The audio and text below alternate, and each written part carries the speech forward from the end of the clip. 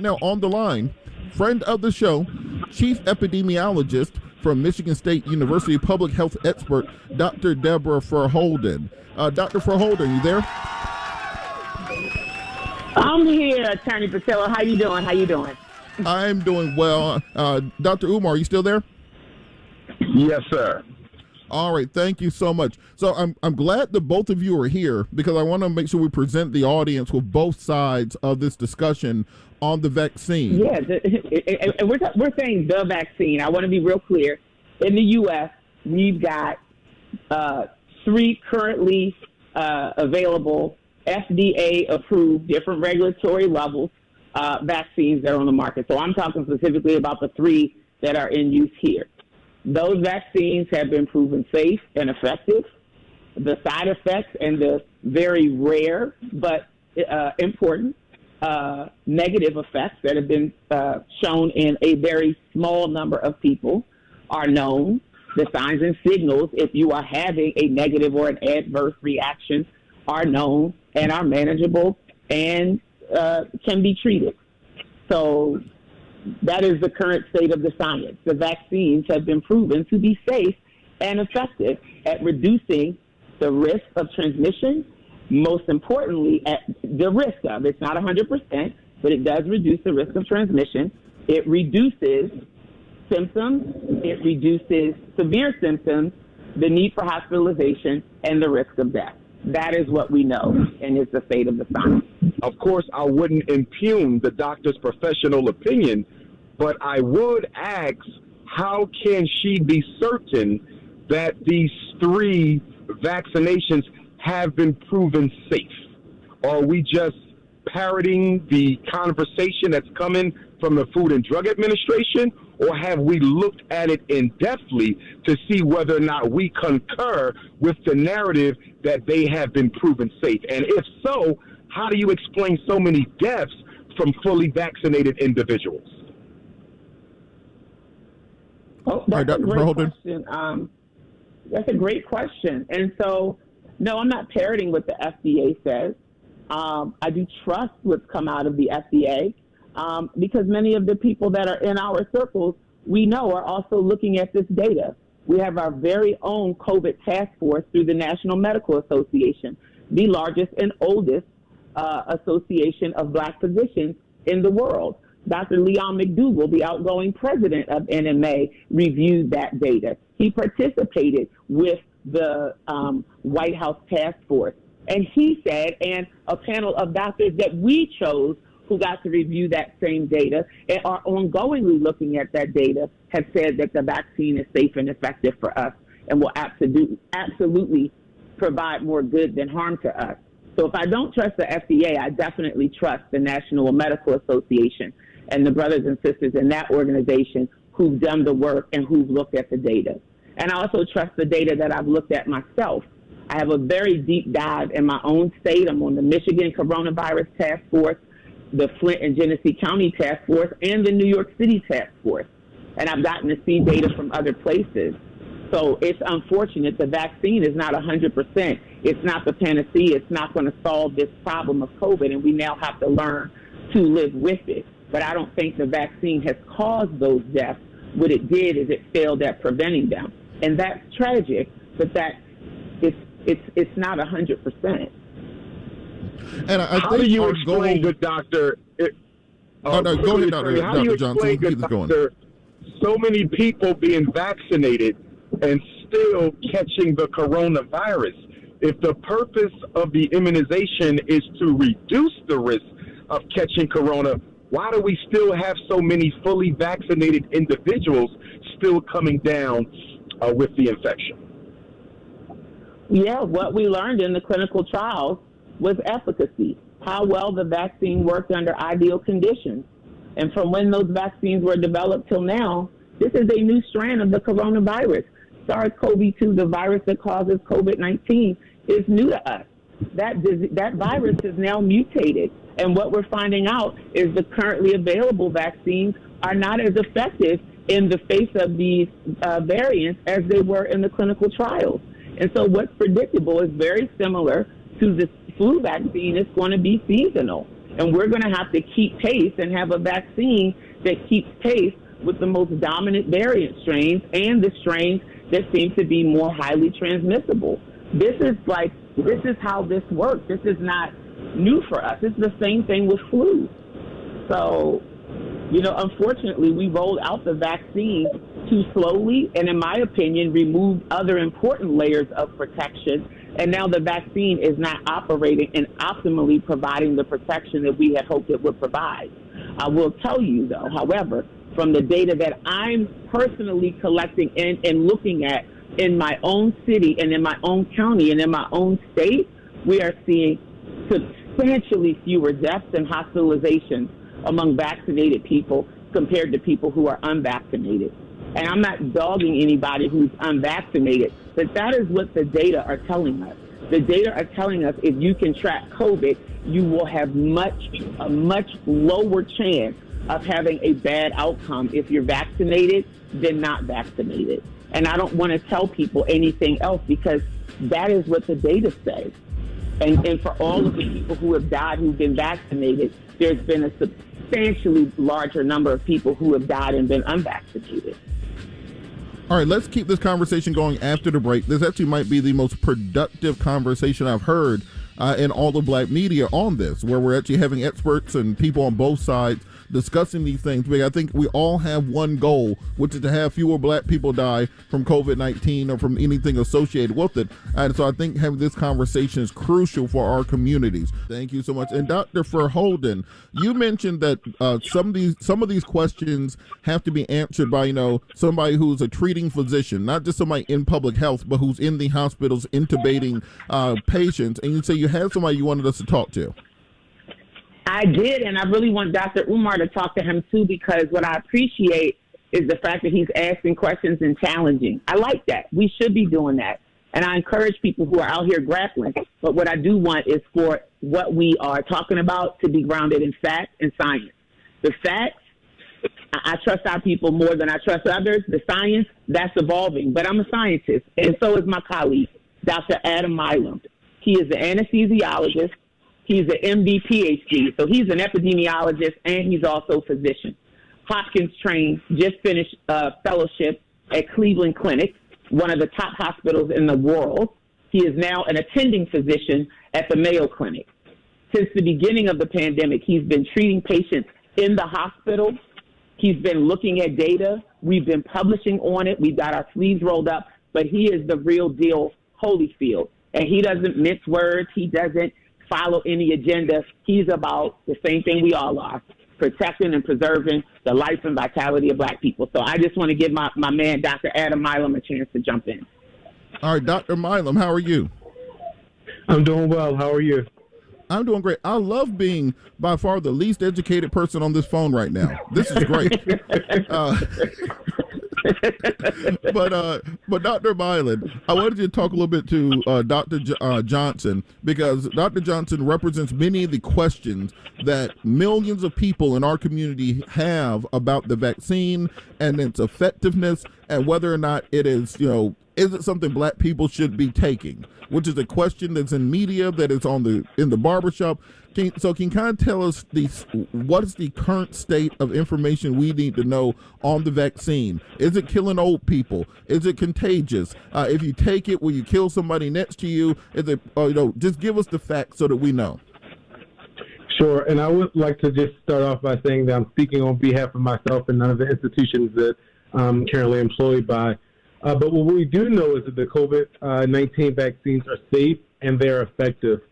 There's certain populations where it's not as effective for, but overall, for the general population, they are safe and they are effective at preventing severe disease. And so people who are vaccinated are less likely to have severe symptoms if they contract the virus. Most of them have mild disease, even with the new variants. And the side effects that we know about, mortality from the vaccine, death is low, as with any other vaccines. And then the serious side effects are also low. And so just with all the other vaccines, there are some adverse side effects, but the the risk of that is very low, less than 0.1% for most of the side effects. All right, Dr. Johnson, I want you to make any comments. Instead, I want this to be a dialogue between the doctors, and I'll sit in the corner, playing with my Game Boy and whatnot. So y'all go ahead and talk. Well, the question that I had, good doctors, was this, and in my background, so you know, is clinical psychology. That's what my doctorate is in, and also political science. I don't have a doctorate in that, but I have degrees in that. Here's where my concern is, and I would love to hear from the two of you because I would never question your expertise.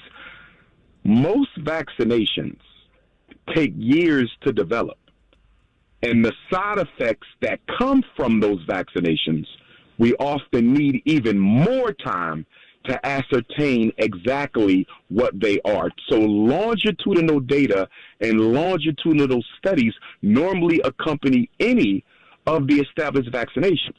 However, the vaccinations for COVID, and understandably so, because it was a crisis, came rather quickly. So my concern is when we say we know that it's safe and effective, is there any long-term data to substantiate those claims, because the vaccinations have not been out long enough? So I want you guys to speak to that if you could, because that is one of the big contradictions that we have in the Black community with understanding this narrative. They have been proven safe and effective with almost no long-term data on any of them. I think, Dr. Johnson, that's a great question. I'm going to answer a piece of it, and then I'll pass it over to my colleague. So the first thing I want to address is the speed and the velocity with which the vaccine was made. Admittedly, calling it Operation Warp Speed, I think was bad, right? You hear Warp Speed, I think Star Trek, I think cutting corners, skipping steps, all that stuff. Most of us had never heard of mRNA vaccine technology. We heard of mRNA back in high school biology class, but we hadn't heard about that or knew anything about that. But that technology had been under development for almost 2 decades. And in fact, the actual prototype of the vaccine, the sequencing and then the prototype, was led by an African-American woman who I've had multiple conversations with, Dr. Kizzmekia Corbett. The difference in the time that it takes to develop a vaccine using mRNA vaccine technology versus any other vaccine technology is now that we know how to do genomic sequencing, we can make a candidate vaccine based on mRNA vaccine technology now in less than a week. In less than a week. Once you get the genetic sequence of the virus, you can pick any part of that. And we picked the mRNA, the instructions piece. And then we pulled out the instructions just to make one piece of the virus, the spike protein, which is the key that unlocks our cells. So our body could then get the instructions to make that spike protein and then build an immune response to stop the invader from being able to unlock our cells. It's transformative, and it's new right now because of COVID, but we're going to see mRNA vaccine technology more and more in vaccine development. It has cut the time down significantly. We used to have to figure out how to grow vaccines, and we couldn't figure it out because outside of the human body, so we would do things like try to grow the virus in a chicken egg and then kill off a piece of it, so we would inject people. A lot of the vaccines we got as kids, they were injecting us with what's called a live attenuated virus. It was basically the virus, but some piece of it knocked out to prevent us from getting really, really sick. And some people would get sick from their vaccines.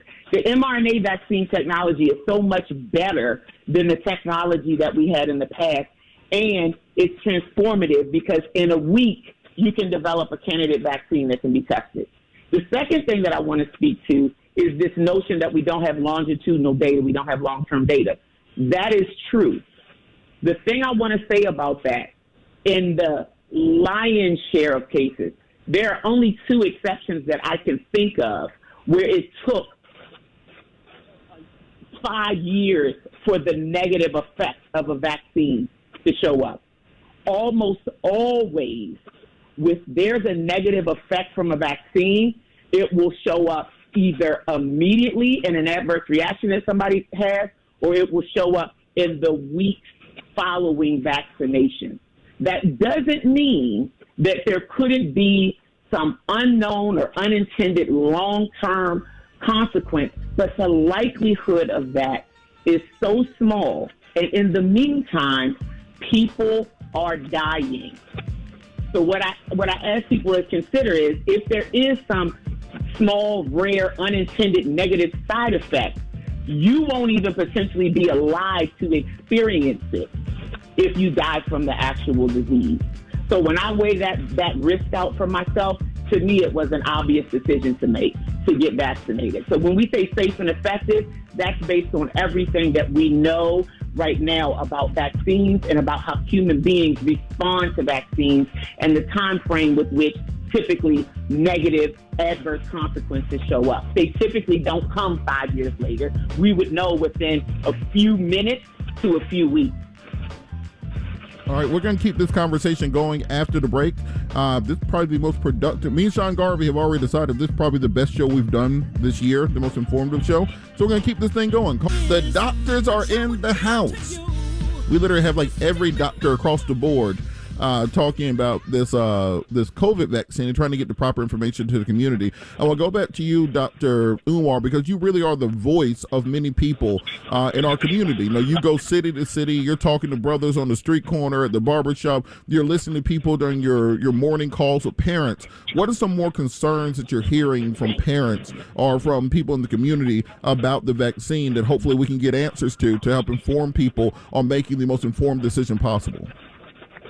Yes, indeed. The next question would relate to the intensity of the government's campaign to get everyone vaccinated for COVID, despite the fact flu has been a problem in America for decades. It kills tens of thousands of people every year.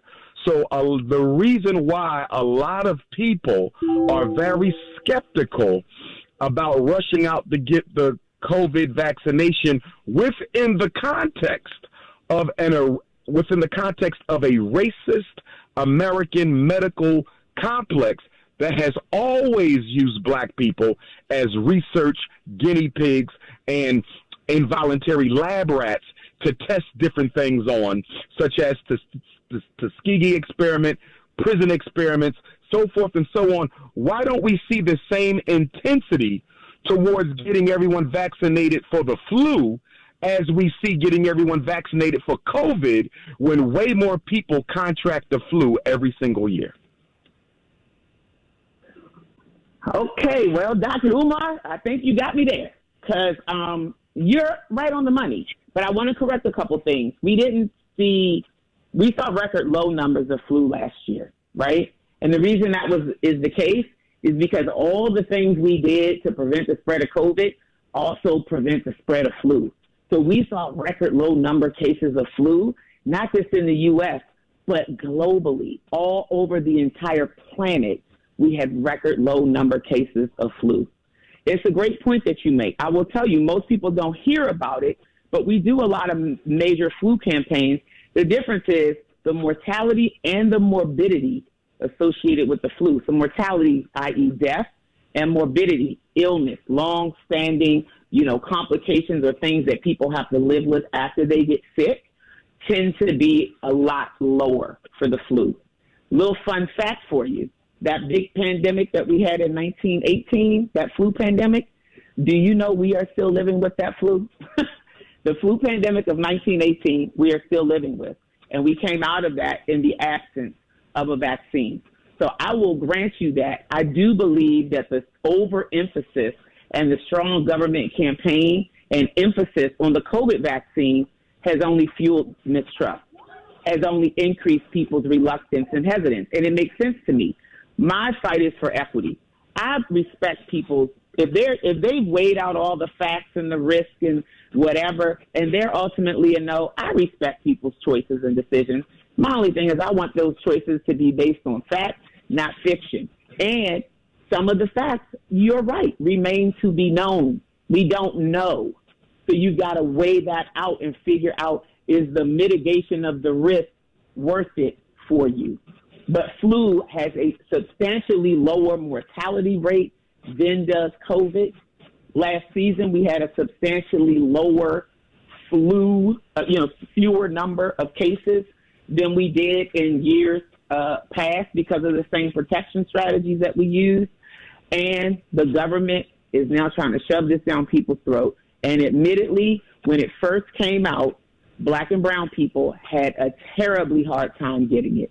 When it was a scarcity model and we didn't have enough doses for everybody, there was no real effort to get it in the arms of Black people and brown people. But what we did see is people from other communities, white folks, rushing into Black and brown communities where the vaccine was being administered and jumping the line. That, to me, actually told me something. White people were rushing into our communities and jumping the line to get this thing. The problem that we have is so many things went wrong with the rollout. Now we are where we are, and now the government needs everybody to get on board so we can somewhat try to bring this thing to, I wouldn't necessarily say a logical end, because this virus is now endemic. It's endemic. We will now have to figure out and learn how to live with it. It's not going away. The approach we're taking now is not eradication, it's mitigation.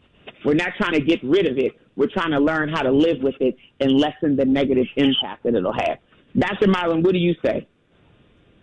I completely agree. So what you said, the mortality rate from influenza is a lot lower than that from COVID-19. And so I think that is the reason for the big push of this vaccine.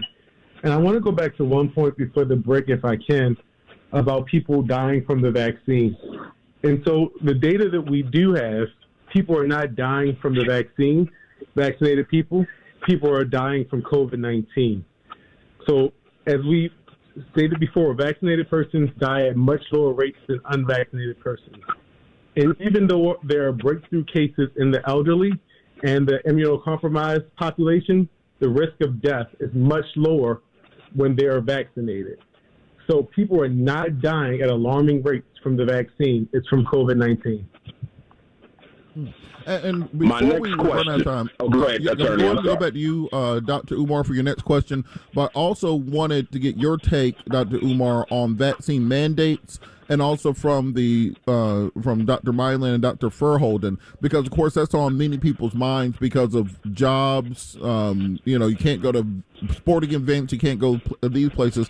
Dr. Umar, what's your take on the vaccine mandates? And I want to get from the medical doctor side of what their view of it.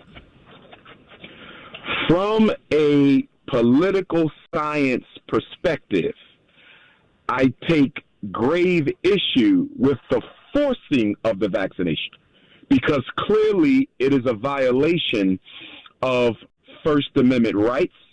It is a violation of people's rights against undue searches and seizures, that people shall be secure in their homes. And of course, you know all of that being an attorney, but to me, it clearly appears to be a violation of people's individual right to do what they want to do with their person.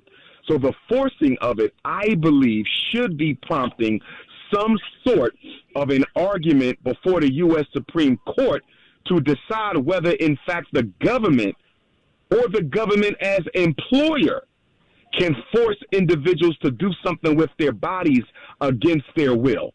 So that's the one side. The other side of it speaks to the fact that it appears the government is using Black people's reluctance to take the vaccination as a justification for discrimination. So, for example, we had at least one governor say that for those who don't want to take the vaccination, they will be replaced by immigrants. I forget if it was New York, I forget the state, but they're planning to bring in tens of thousands of immigrants to replace individuals who are not taking the vaccination. And of course, they're largely talking about us because according to the data, we are the most overrepresented group in terms of those who don't want to take the shot. And then when you look at the fact that they're denying you the right to go to school, denying you the right to go to certain jobs, to the theater, to the restaurant, to the gym, it clearly looks like Jim Crow all over again, except it's now COVID being used as the excuse versus white racism. So, Dr. Umar, we got to have a part two to this conversation. This is the most informative conversation I think we've had without yelling, without name calling in the black community on this virus. We got to get on IG Live and do this so the people can hear this. And I think it's humongously important for us to disseminate these kinds of conversations so the folks can understand that educated black folks can agree to disagree. They can ask questions. They can get answers. And we have doctors like Dr. Milam and Dr. Verholden who are going to give you the 100% unvarnished truth, the good, the bad, and the ugly. I think it's extremely productive for what we're trying to do in our communities as far as spreading education and health. So the doctors, are y'all down for a podcast or an IG Live on this? Just across the board? Man, all day, every day. I would love to go back and forth and really be able to grapple with some of these things. Because guess what? People are grappling with these very same issues. So we can have a real authentic, uncut conversation where we grapple. We don't have to agree. I would like it if we were respectful, but we don't even have to necessarily be respectful if we fighting for the same thing. If I'm fighting for my people, I'm gonna punch you in the gut. I'm going for the Dr. Verholden, we know you from Baltimore. You ain't got to be fighting people all the time. So is Dr. Milam. So is Dr. Milam. He's from Park Heights. If y'all don't know about Baltimore, okay. Yeah, we got Baltimore and Philly up in here. Y'all already trying to fight people, but. But before we run out of time, I did want to get just from all of your final closing statement on what you want people to understand about the vaccine and where they can get the proper information. Okay, great. So you asked right before the break about vaccine mandates, and I want to say this: we got mandates for vaccines all over the place. You can't send your kid to school if they're not vaccinated. All of that. I want to say something else about hesitancy for vaccines in the black community. I'm telling you what the data say. You don't have to believe me. Go to the CDC website. They house all the data on vaccination. Black parents vaccinate their children at the same rate as white parents. And black adults get vaccinated at almost the same rate as white adults, slightly lower rates, mostly because we live in an unfortunate society where healthcare is linked to employment. And oftentimes, I think a little bit of difference we see in adult vaccination rates is because we have higher rates of unemployment, uninsured, and underinsured among black and brown people than we do their white counterparts. So there's no pre-existing black people are just hesitant to get vaccines. The data don't support that. With COVID specifically, and most people are surprised when I say this, I'm a public health person down in my bone marrow. Every degree I have, undergraduate and doctorate, is a public health degree. It's all I've been doing, and I am 22 years postdoc. I do know that vaccine mandates are going to move the needle. I'm personally not in favor of them right now. And the reason that I'm not is very related to what Dr. Umar talked about. I do believe that people need bodily autonomy. I do believe that this is so new. There are more questions oftentimes than answers that people feel like they have readily available to them.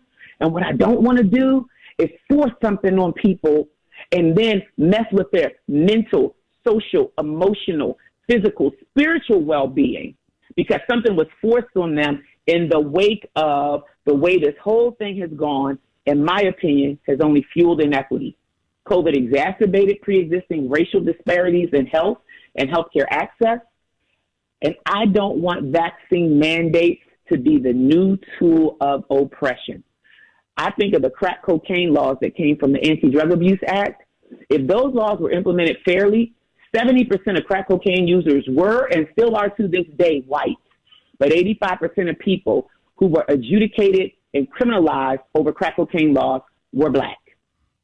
So I know that these vaccine mandates could potentially become a new tool of government to further marginalize black and brown people. And for that, I'm not in favor of mandates right now for the COVID vaccine. And also because there is so much confusion and unanswered questions, I think we as a society, the government, public health, and medicine have to do a better job at resolving concerns before we start to force shots in arms.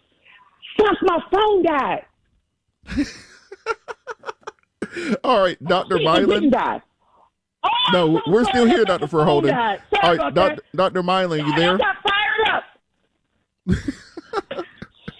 Wow, all right, okay. All right, Dr. Milam, go ahead. Yeah, so I'm glad I'm a part of this conversation. I've had similar conversations with my family about the vaccine. A lot of them, were opposed to the vaccine. What I'll tell them and what I'll tell the audience is people should question everything, but seek out information and make an informed decision based on that information. What we know so far is the data shows that the vaccines are safe and they help prevent severe illness, which is especially important in our community where there's so many comorbidities and high prevalence of, diabetes and heart disease for a lot of reasons that Dr. Verholden and Dr. Johnson have mentioned around social determinants of health and inequities. So I think it's especially important for our community to get the vaccines. And we know that so far that it's safe. As mentioned earlier, the side effects that you see from vaccines are usually seen within 6 weeks. And we've had 400 million people vaccinated and a low incidence of any kind of adverse effects. So I'm happy that we are having this conversation, and I hope we can continue this conversation so that our community is informed. All right, final statement to you, Dr. Johnson. Yes, indeed. I would say it was a great conversation, and I was honored to be able to communicate with the two doctors there. I would say that because we live in a country and a society that is dominated by the profit motive, we have to look at how capitalist influence is playing a role. When we look at the Pfizer vaccination and the Moderna vaccination, they reported profits in excess of $3 billion last year. Both companies project to make nearly $20 billion in 2021 alone by administering these vaccinations. They're charging on average $30 per person for the 2 doses in America and $36 per person for the 2 doses in the UK. And they are making filthy rich profits for themselves and their investors. Understanding that the FDA has long been questioned for being influenced by drug company profits, we have to question the conclusions that come to us from the FDA, since it is not illegal for officials of the FDA to have personal stock investments in the very same companies they are supposed to police. So that is just my offering to that. But I am very, very proud and very, very honored to have spent this time with the two doctors. All right, and the book. How can people buy the book, that big, thick book? Oh, yes, sir. Black Parent Advocate, The Art of War for Dealing with America's Public and Charter Schools. They can order the book at DrUmarJohnson.com. All right. Thank you so much, Dr. Umar Johnson. We're going to schedule a Instagram Live for this. We're going to have this conversation on a podcast, unfiltered. Dr. Verholden is from Baltimore, so she can cuss all she wants on it. It's going to be great. So we'll let you guys know when we put those things together. Got to thank Dr. Deborah Verholden, Chief Epidemiologist, Michigan State University, Dr. Milam, anesthesiologist, Johns Hopkins University, Dr. Umar Johnson, the Prince of Pan-Africanism himself,